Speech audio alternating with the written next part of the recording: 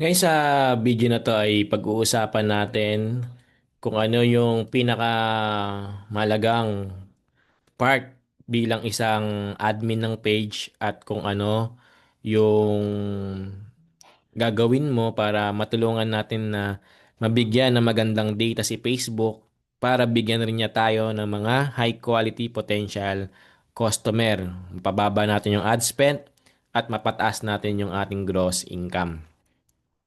Ngayon, nakikita mo ngayon dito sa screen, ito yung isa sa mga page natin. Ang nag-handle dito ay si Christian Paul Robin.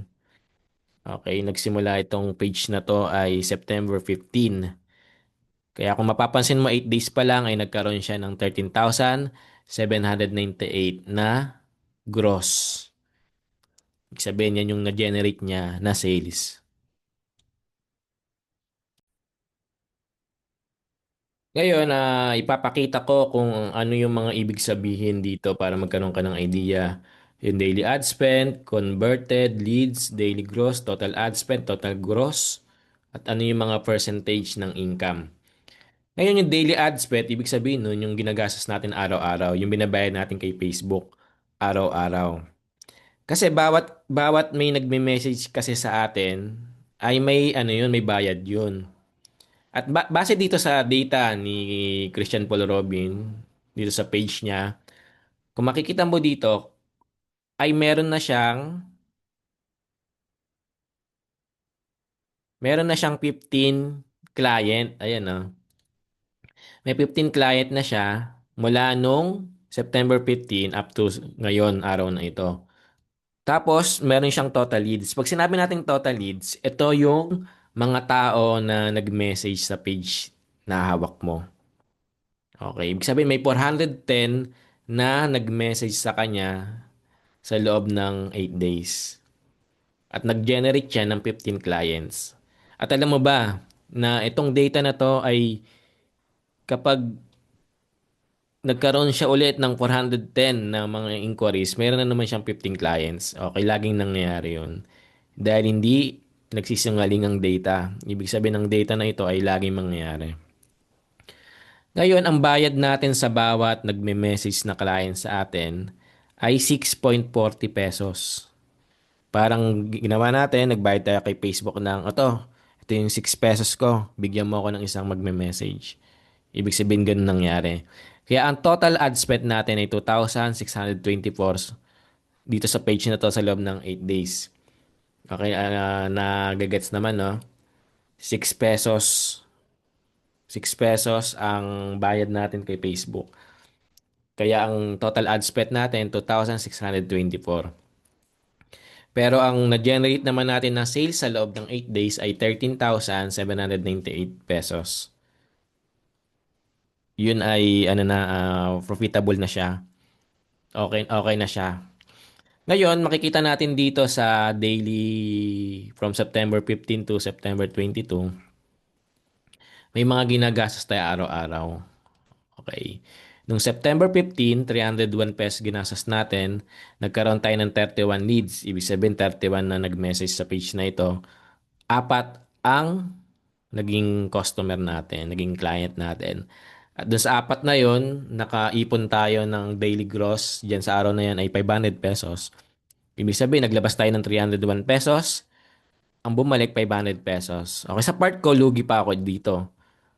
Pero dun sa mag-handle ng page dito, sa scenario na to, ay panalo. Dahil nga yung 500 ay kinocompute na natin agad ng 40%. Ang 40% ng 500 ay 200 pesos. Okay, parang ano na pala dito, parang nangyari dito ay break-even lang. Anong ibig sabihin ng break-even? 200 sa admin, may natira na 300, eh yung ads metry natin ng araw na yun. Kaya kumita ako dito ng piso. Sa araw na talagin natin piso, ay itong net ko piso. Okay, para makita mo kung paano natin kinukumpit yan. Meron akong piso. Lagay natin para may idea ka kung kung paano rin ako kumikita at kung paano ka rin kumikita. Ngayon dito naman sa September 16, 181 ang nagastos, may 24 tayo na leads. Ito yung time na siguro na walang nag-handle. Okay, dahil si Christian Paul Robin kasi nagsimula lang to na tutukan niya yung page ay September 17. Okay.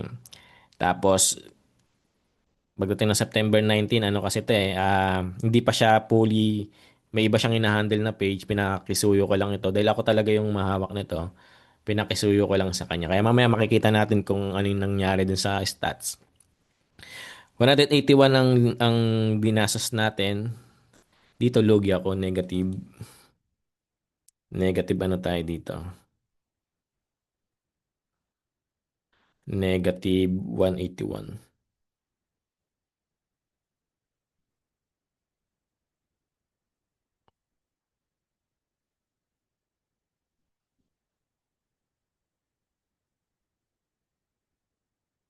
Okay, pagdating naman ng September 17, medyo makakabawi tayo dito. 393 ang nagasas natin sa ads. Tapos, ang naging gross dito ay 2.5 kasi may isang client nagpagawa, 2.5 yung halaga nung ipapa-edit niya. Galing to sa 8 seconds video, nag-upsell lang tayo. Dahil gusto niya mas, ano pa, mas mahaba pa. Kaya 2.5 yung siningil natin. Kaya dito, ay i-compute tayo dito para malaman mo kung magkano yung kinita ko dito.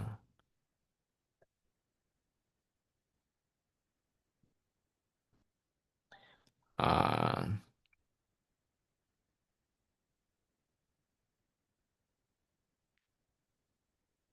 okay, naka-formula naman na to kahit intindihin mo na lang yung maging output. 0.60 ay 40 kasi yan yung ano, yan yung ano natin eh. Yung atian 40% sa'yo na admin, 40% sa akin at 20% dun sa pondo. Kaya dito sa scenario na to, ang kinita ko dito ay para mag-idea ka ay 600 pesos. Pero ang kinita ng admin dito malaki. Okay? Siguro para mauusog kasi pero di bale. Dito naman makikita naman yung kabuuan. Parang dito pinapakita ko lang kung magkano yung kinikita ko. Pagdating ng September 18, 394 ang ginastos natin, nagkaroon ng isa lang na client, 67 leads. Ang napapansin mo, ang daming leads, no? Pero bakit parang konti lang ng client? Dahil ano, possible na nangyari din sa page dahil siguro hindi nare-replyan agad yung mga nagme-message. Sayang na yun. Ang ang kalakaran kasi dito sa page natin, yung mga nag-inquire na client, once na hindi mo agad 'to na-replyan, sabihin natin tumagal ng mga 1 minute or 2 minutes, wala na yun, lost na yun. Hindi, kahit pa message mo na yun, wala na. Naganap na yun na iba. Dahil yung mga tao ngayon mainipin, generation natin ngayon mainipin. Kahit tayo kapag may binibili tayo sa isang marketplace, kapag hindi agad nag-reply, hanap tayo agad ng iba. Kasi gusto natin mabilis. Gusto natin kapag umorder tayo sa Shopee, Lazada, hindi tayo pumipili ng 15 days pa bago makadating. Gusto natin ano lang agad-agad, 3 days lang, 2 days, di ba? Ganun din sa page kapag may mga client na hindi agad na replyan, wala na yun. Sayang na kaya kailangan tutok talaga dito sa ating page. Kaya ang nangyari dito, 599 lang yung gross. Kapitin ulit natin para malaman mo kung dito ko naman nalalaman kung lugi ba ako. Minus 324. Oh, ibig sabihin lugi ako. Lugi ako. Negative 154 pa. O pagdating dito, lugong lugi. Negative 4 to set. 427. Okay, pero ako lang naman yung nalulugi pa dito. Pero yung admin dito ay panalo. Dahil nga ginawa ko na hindi na kayo ang namumuhunan sa ads, ako na yung namumuhunan. Pero bumawi naman dito at pagdating ng September 20, may 218 pesos ang nagasa sa ads, apat ang clients, 35 ang leads. Ibig sabihin, tutok. Sa 35 na leads, nakakuha ng 4 na client. Kung pansin niyo kung tutok dito sa araw ng September 19, September 18, September 17, daming leads yan. Mas malaki pa siguro yung sales. Kaya nagkaroon ng 4,900 4,950 noong September 20. Ngayon, magkano kinita ko dito? Tignan natin kung panalo pa tayo dito.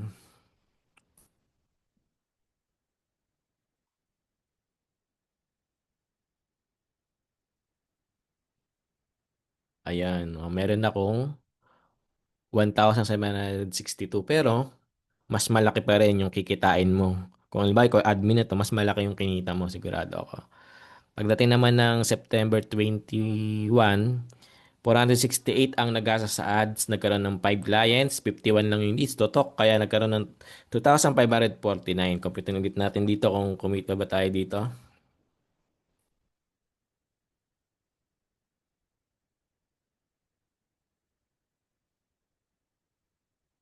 Nagkaroon ako ng ah 5,551 pesos. Pagdating naman ng September 22, 543 ang nilabas. Nagkaroon ng isang client, 72 ang leads, 3,200 naman yung gross. Marahil yung mga iba dito, ito yung mga nagpagawa nakaraan. O yung iba repeat customer, kaya mas malaki yung gross. Ngayon, computin natin kung magkano ang kinita natin dito.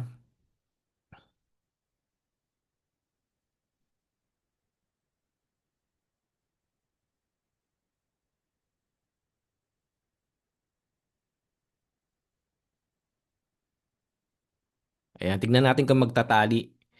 Pag pinag-add natin, kasi dito nakalagay ko net, tignan natin kung magtatali yan. Piso.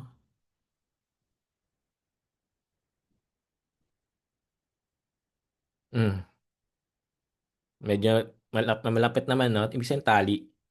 O, ibig sabihin yan ng kinita ko. Pero ang kinita ni Christian Paul Robin ay 5,519 pesos.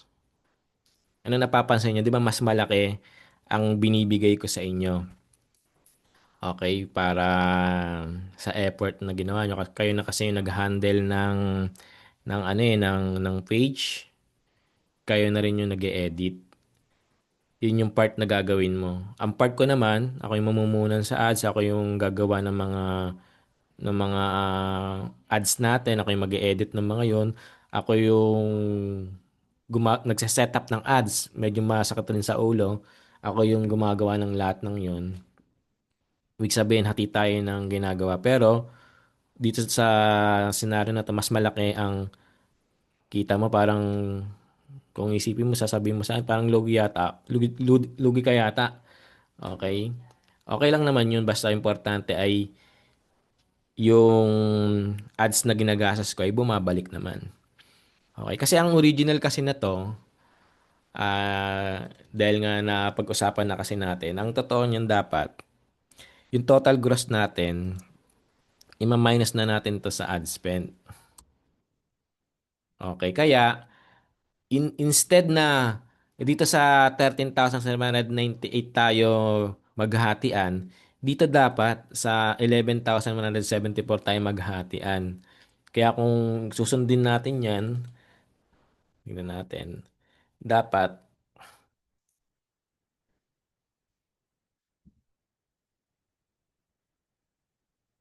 ayan, dapat, ang kikitain lang nito ni Christian Paul Robin, ito lang dapat talaga. Ayan, okay. Tapos ako naman, para walang naman yan, ganyan pa rin.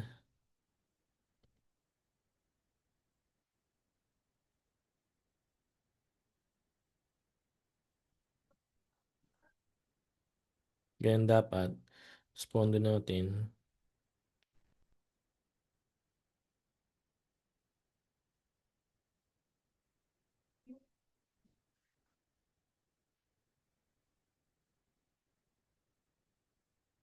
Incompetent.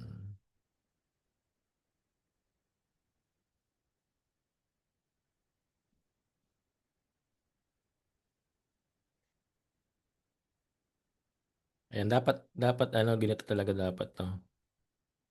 2, 2, 3, 4.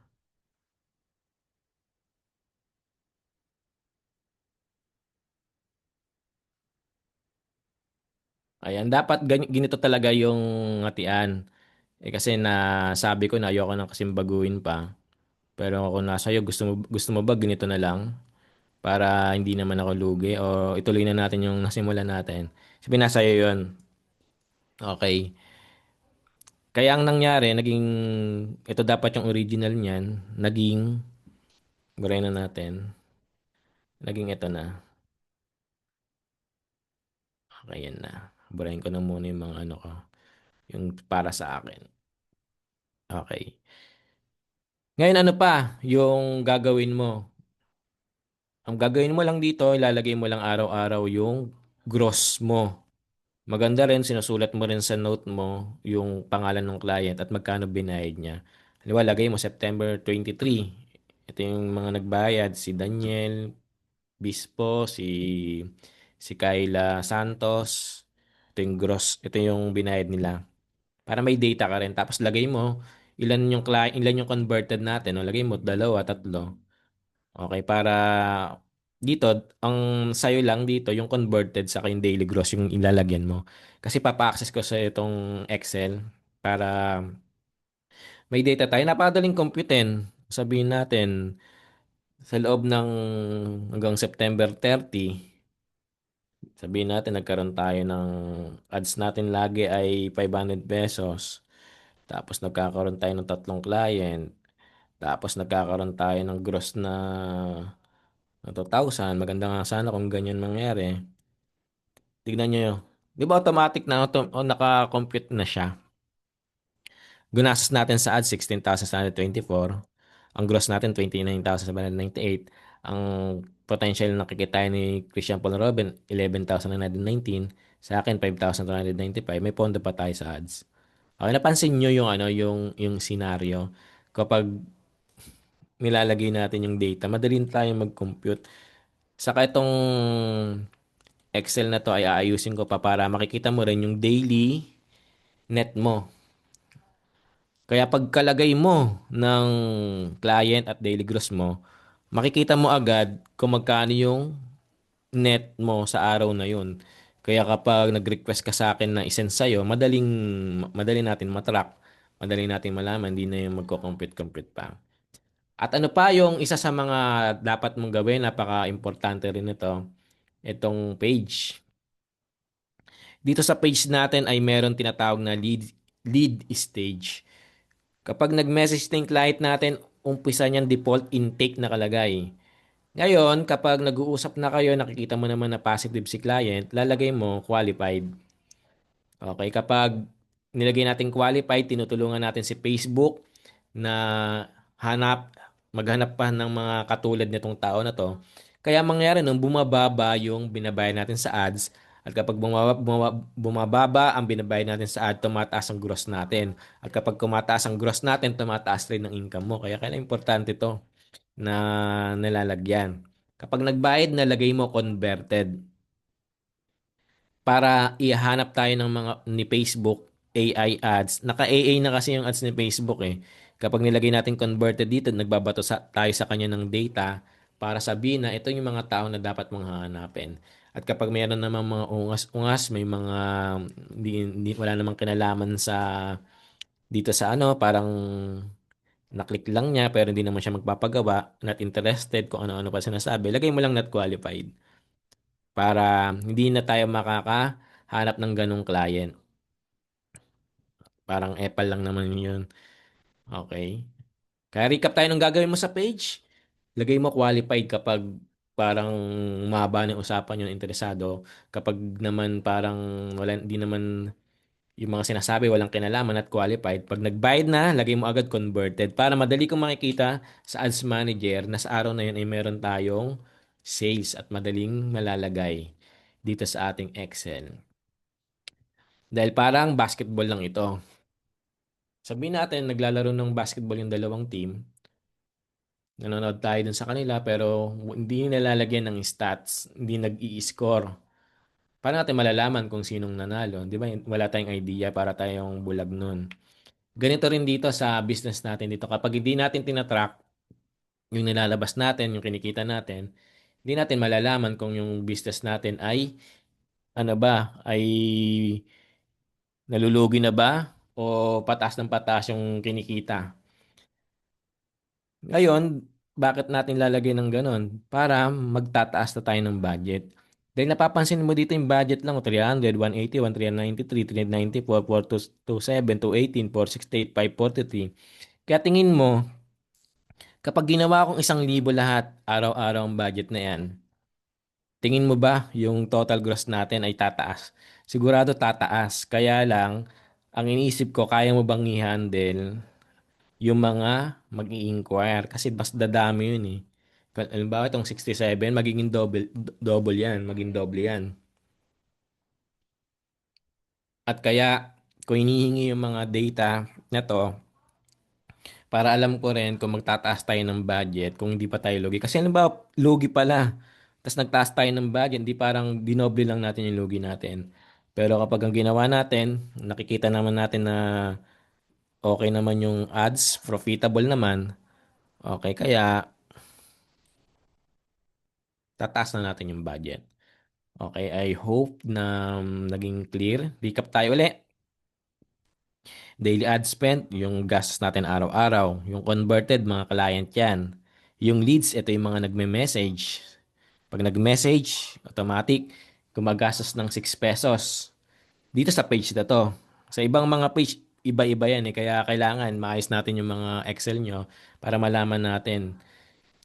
Ang goal kasi natin mapababa yung cost per message. Ano ulit yung cost per message? Pag may nag-message na client, ito yung binabayad natin kay Facebook. Minsan kasi sa ibang page may 20 pesos, 25 pesos, mataas. Ibig sabihin, mas mataas yung ad spend, tas yung gross mababa. Parang lugi-lugi pa. Kaya kailangan nakikita natin yan. Tapos, daily gross. Yan, araw-araw nakikita natin. Total ad spend, yung kabuuan ng ginastos from September 15 to 22. Total gross, kabuuan ng sales sa loob ng 8 days. Kinita ni Paul Robin, 5,519 sa loob ng 8 days. Kinita ko naman, 2,895. At nakapondo itong page natin ng 2,759. Kaya, iikot lang ng iikot. Okay, gumagana, umaandar yung negosyo natin, hindi tayo nalulugi. Hanggang dito lang yung ating video. Kapag may question ka, i-message mo lang ako.